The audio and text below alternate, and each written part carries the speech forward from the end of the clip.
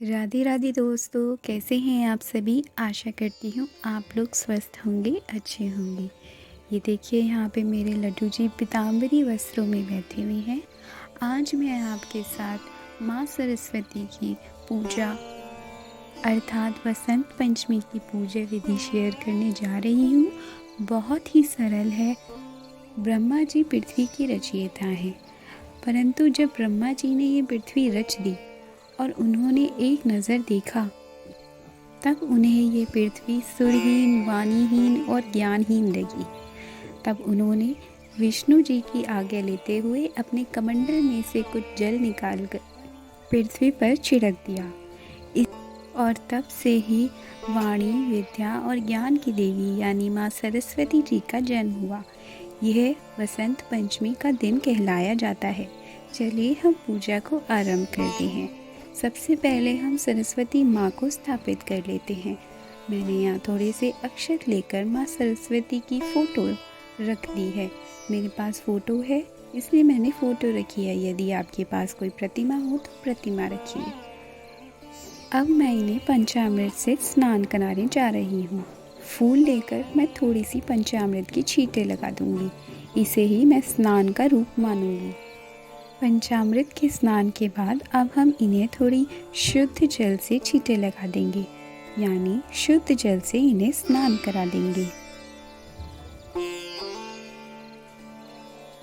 अग्निदेव हमारी पूजा के साक्षी होते हैं, इसलिए सबसे पहले मैं अपना दिया प्रज्वलित कर लेती हूँ।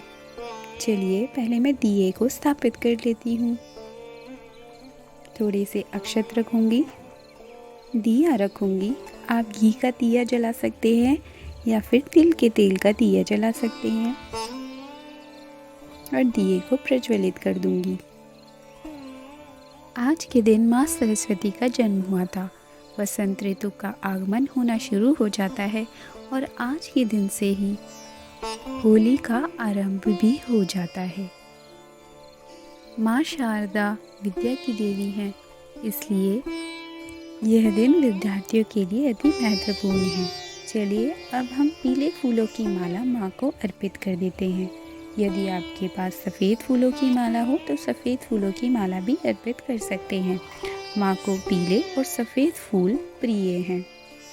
इस दिन वाद्य यंत्रों की भी पूजा होती है। मैं यहाँ कान्हा की बांसुरी की ही पूजा कर रही हूँ एवं शंख की पूजा भी आप कर सकते हैं। यदि घंटी है आपके पास तो आप घंटी की भी पूजा कर सकते हैं। अब मैं वस्त्र के रूप में माँ को कलावा अर्पित कर दूंगी। पहले कन्हैया को अर्पित कर दूंगी और फिर उसके बाद माँ सरस्वती को अर्पित कर दूंगी। यदि आपके पास पीली चुनरी हो तो बहुत उत्तम रहेगा। यंत्रों में मैं घंटी को भी शामिल कर रही हूँ। यदि आप कोई इंस्ट्रूमेंट बजाते हो तो फिर आप उसकी भी पूजा ज़रूर कीजिए। अब मैं सभी को धूप दीप दिखा देती हूँ। वसंत ऋतु को ऋतुओं का राजा माना जाता है और वसंत पंचमी आते ही मथुरा में होली की शुरुआत होने लगती है। तो चलिए अब हम सभी भगवानों को धूप दीप दिखा देते हैं। धूप दीप दिखाने का मतलब है वातावरण को सुगंधित करना और पूजा के वातावरण को और भी सुंदर बनाना। तो चलिए धूप दीप ये हमने दिखा दी है सभी भगवानों को। अब हम जल की स्थापना करेंगे। जल की स्थापना करने के लिए मैंने यहाँ लोटे में थोड़ा सा गंगा जल ले लिया है और अब मैं इसमें थोड़ी सी हल्दी डालूँगी, थोड़े से अक्षत डालूँगी और अक्षत रखते हुए कलश को स्थापित कर दूँगी।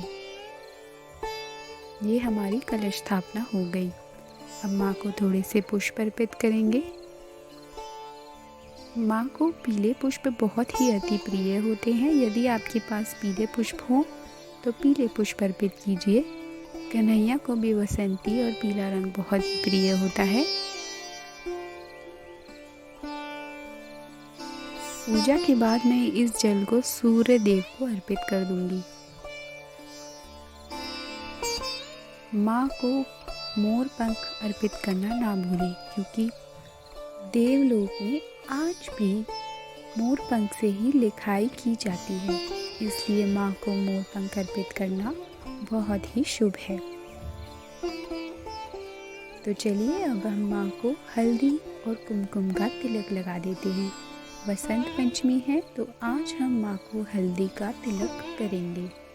हम गोपाल जी को भी हल्दी और कुमकुम का तिलक कर देते हैं। यदि आपके पास पीला चंदन हो तो अति उत्तम रहेगा। आप पीले चंदन से भी माँ को तिलक कर सकते हैं। आज के दिन पुस्तकों की पूजा भी की जाती है। आपके पास कोई धार्मिक पुस्तक है तो आप धार्मिक पुस्तक की पूजा कीजिए। यदि आपके पास कोई ग्रंथ है तो आप ग्रंथ की भी पूजा कर सकते हैं। मैं पुस्तक पे भी हल्दी और कुमकुम का तिलक कर दूंगी। अब हम यहाँ माँ का भोग तैयार करेंगे। माँ के भोग के लिए मैंने यहाँ पान का पत्ता लिया है। पान के पत्ते की पीछे की डंडी तोड़कर उस पर एक बताशा रख दूंगी, एक सुपारी रखूंगी और 2 लौंग,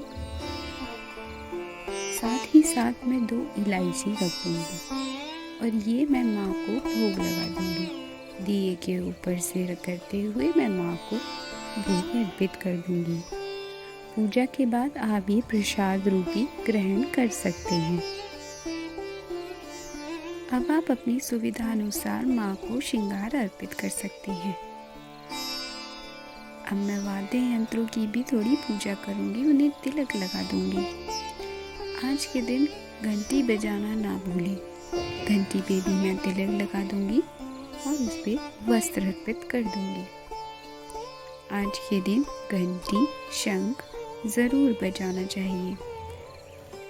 और आज के दिन माँ के पैरों में गुलाल अर्पित करना ना भूलें। घंटी पे भी पुष्प अर्पित करेंगे। अब मैंने भोग के रूप में पीले मीठे चावल माँ को अर्पित करे हैं। अब मैं साथ ही साथ माँ को मीठे में सफ़ेद रसगुल्ले अर्पित कर दूंगी। माँ को सफ़ेद और पीली चीज़ें अति लोकप्रिय होती हैं और थोड़े से पुए भी अर्पित कर दिए हैं। माँ को मौसमी फल ज़रूर अर्पित करें। यदि आपके पास बेर हो तो बेर भी अर्पित कर सकते हैं, उससे आपका बुध ग्रह मजबूत होगा। अब यहाँ मैं दोनों हाथ जोड़कर माँ से क्षमा मांग रही हूँ। यदि माँ मेरे से इस पूजा में कोई भी गलती हो गई हो तो मुझे क्षमा कीजिए।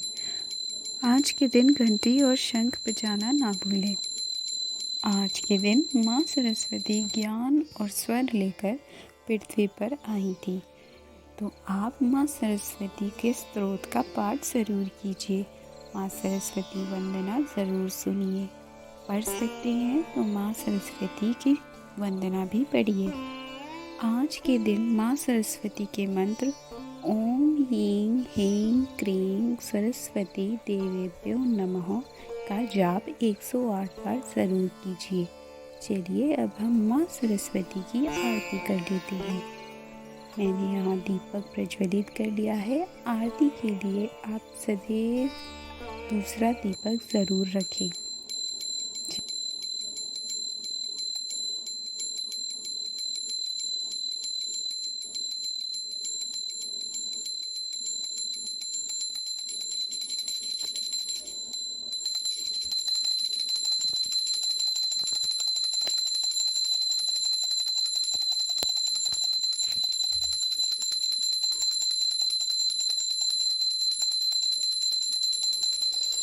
अब हम दोनों हाथों को स्नेहपूर्वक जोड़ के माँ सरस्वती से अपनी पूजा को स्वीकार करने की प्रार्थना करेंगे एवं माँ से क्षमा याचना मांगेंगे कि हे माँ, यदि मुझसे कोई आपकी पूजा में गलती हो गई हो तो मुझे माफ़ कीजिएगा।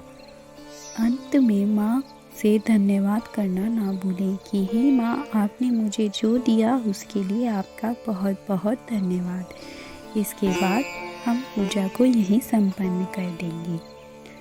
तो दोस्तों, आपको ये पूजा कैसी लगी और मेरी दी हुई जानकारियाँ यदि आपको लाभदायक लगे तो आप लाइक, शेयर और कमेंट करना ना भूलें। सब्सक्राइब ज़रूर करें। राधे राधे, जय श्री कृष्ण।